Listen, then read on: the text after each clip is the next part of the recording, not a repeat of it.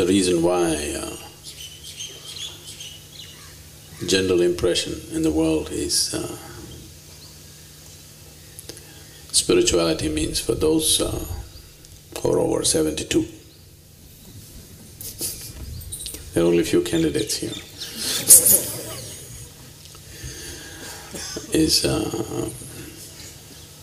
because of the lifeless nature of what it is.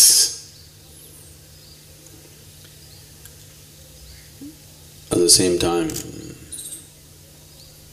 you know, this shows how confused humanity has been on these aspects. When we say spirituality, we mean it's for all people who have no capability to live any other aspect of life. If you can't eat properly, if you can't live properly, if your head has begun to shake, then go sit with the guru and talk something spiritual. But at the same time, when we say somebody is spirited, it means he's full of life, isn't it? So, if being spirited is being full of life, being spiritual must be enormous amount of life, isn't it? But unfortunately, it's generally got this impression because of the way it's been propagated, presented and misused in so many different ways. Anybody who is incapable of life generally gets labeled as spiritual. If you can't digest the food that you eat, you anyway don't eat. If you don't eat for 3 days, you should be spiritual.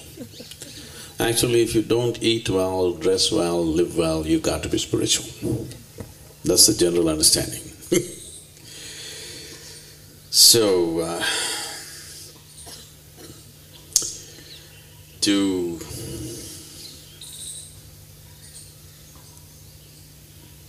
we must drop the word spirituality. People, all of you should drop this idea, I am on a spiritual path. There is nobody, no human being who's not interested in life. If it's not working for him right now, he says he's not interested. But if it begins to work a little bit, he's interested, isn't it? Yes, things go bad. Today he says he's not interested. Tomorrow, if you show him a little hope, things may turn out well, suddenly he's interested. So, anyway you're interested in life,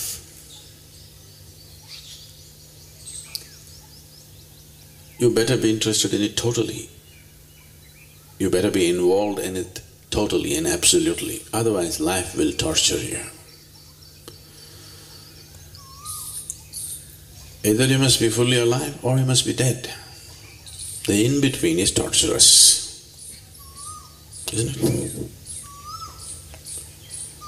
Have you dissected frogs and cockroaches in the laboratory? Have you? How many of you have done this? You know, in between is torturous, don't you know?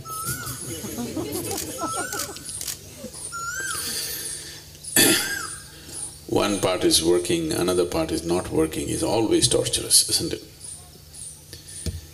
So people should not wait for life to become torturous and then try to become fully alive. Spiritual process means you are alive in all dimensions, not just in the physical dimension. Everything in you is absolutely, fully alive, lit up. If this doesn't happen, one way or the other, life will become torture. Nothing need to go wrong. In fact, if everything goes right, it becomes much more torturous rather than being something wrong. Because if something is wrong, you'll be fighting to fix it. It'll keep you busy. If everything is perfectly right with your life, you will become even more sick than something being wrong. Don't you see that? When everything is right, people are far more sick and suffering. Then something is wrong means it becomes a challenge, you want to fix it. Most people cannot remain mentally healthy if you fix everything for them in their life, really. Just every aspect of their life, you fix it perfectly and give it to them, 60–70% of the population will become psychologically ill. Right now they're staying healthy because they're fighting for something. They got some cause going.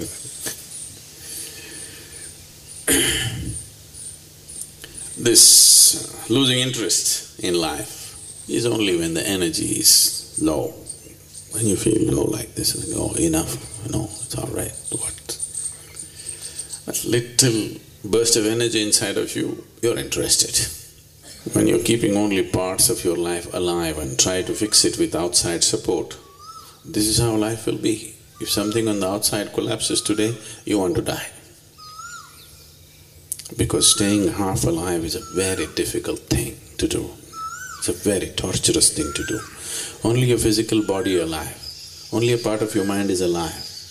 This is how most people are living. To be spiritual means everything in you is alive, absolutely. Now there is no choice about being alive or being dead, should I live, to be, not to be. To be or not to be is supposed to be a very intelligent question. It always sounded as the dumbest question to me. One who has not tasted life, one who knows only life by thought, only in his mind such questions will come. If you're alive to your fullest extent, to be, not to be will never come, because whatever happens you will be. Even if you jump into the Hogli, you still be. So, spiritual process is not for the dead or the dying. It's for those who are alive and who wants to become fully alive, absolutely alive, to be alive in all dimensions of who you are. If this doesn't happen, life will torture you in so many ways. It doesn't matter what you fix. It doesn't matter you fix up your finances, it doesn't matter you have insured relationships around you. Insured relationships are always torture anyway.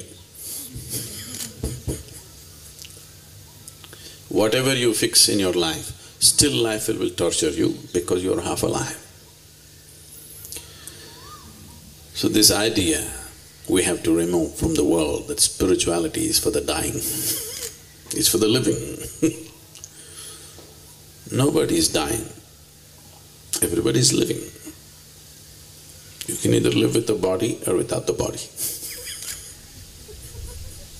Really.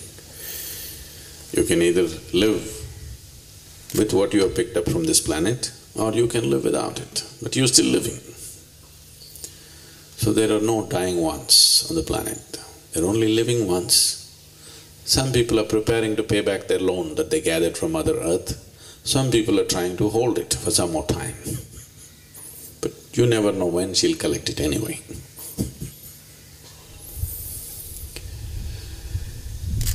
So, right now, it's very important that for such a possibility to arise in everybody's lives, we also create a conducive atmosphere in the societies in which we live.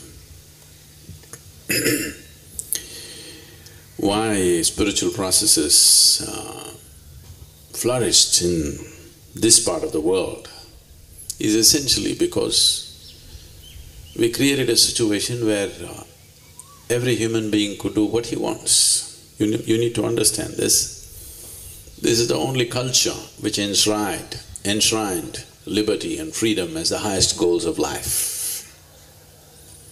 Once you're born in India, your goal is mukti, not God, not heaven. Your goal is mukti. Today we are going about talking as if the idea of liberation, idea of freedom came to us from elsewhere, but it is not so. For thousands of years, we have always held this as the highest goal in our life. God is not important, God is just a stepping stone. Your mukti is important, is that so? They've always told you this. Either with God or without God, you get there to a state of absolute freedom. That's the most important thing. This was possible because the same sense of liberty we created in every aspect of life around us, that you could do whatever you want and still be a part of this society. If you were a farmer, you could worship your plough, it was okay.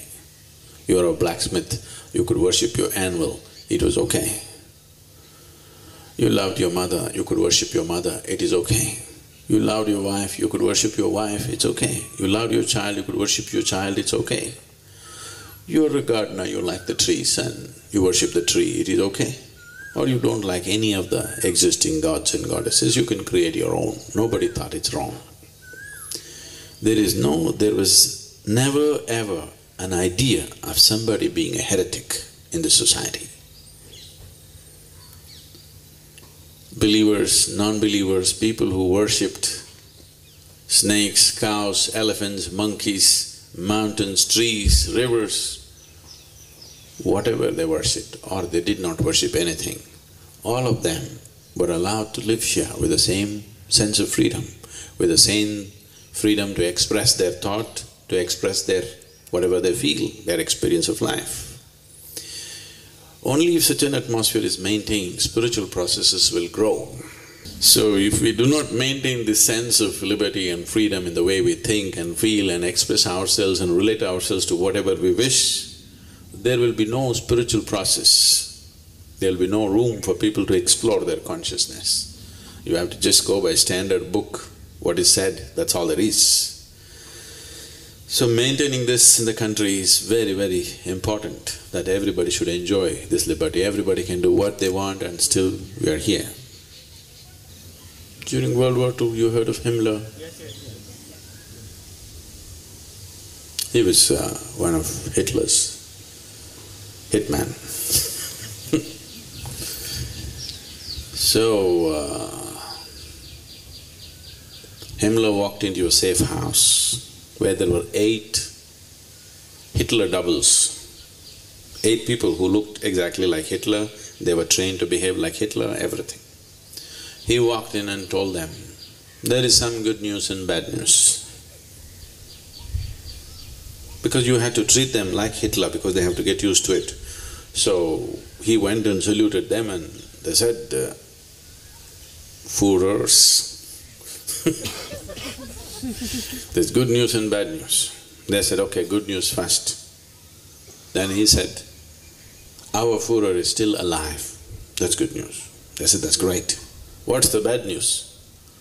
Then he said, our Führer has lost his left eye. Okay. So, what happens around you will happen to you. You can't get away with it. What happens around you, what happens to India will happen to all the Indians, isn't it? So we need to, not for political reasons, for spiritual reasons also, we need to create situations, conducive situations around us.